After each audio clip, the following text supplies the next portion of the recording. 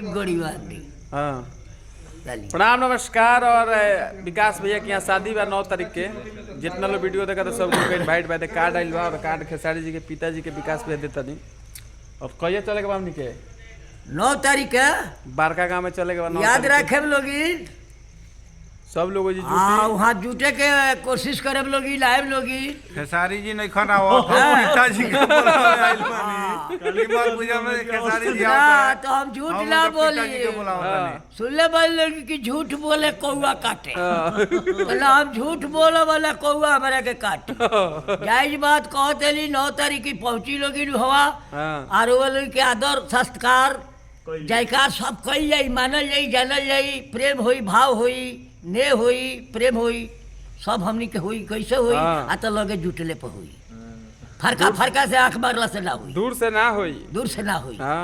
आई लोगी आ दर्शन दिखाई लोगी सटले पे कुछ होला। हाँ छठी मामला तबे गठी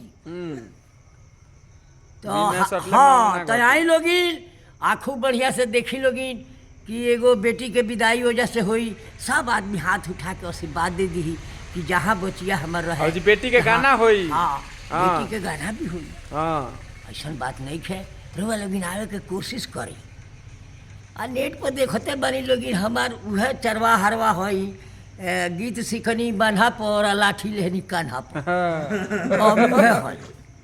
झाल हरमुनिया सितारा ना बजौनी मजीरा आ तो बहुत चौरा में डरार पर बैठ के गौनी फोगुआ के जोगीरा। ठंडा में घूट तापी ले।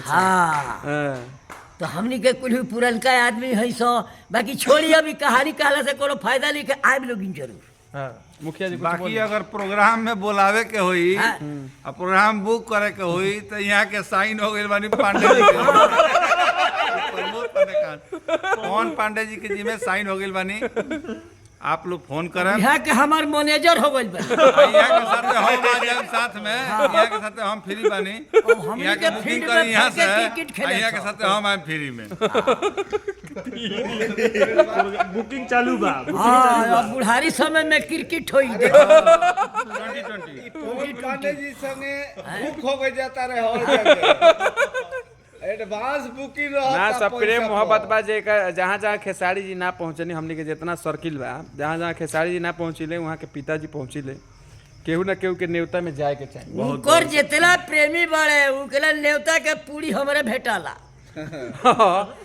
ना भेटाओ हर जगह खेसारी जी के कोई संभव ही नहीं खे लोग खाए कहाँ देवे हां त खइले पता दुलिया जियता हम जियली त का जियली। हर जगह खेसारी जी के कोई संभव नहीं खे से अथी जे भी घर के लग रहला गाइले सबके आशीर्वाद दिले ढाका के भैया बना चाहे अथी खेसारी जी के पिताजी बने जे भी रहला घर के चाहे हमनियों के आदमी जाके नेवता पूरा देला। अब जे भी जहाँ जरूरत रहला वहाँ जाइबे कर ले तो सही प्यार आशीर्वाद बोलना। बड़का गाँव 9 तारीख के झूठी लो सारा कलाकार लोग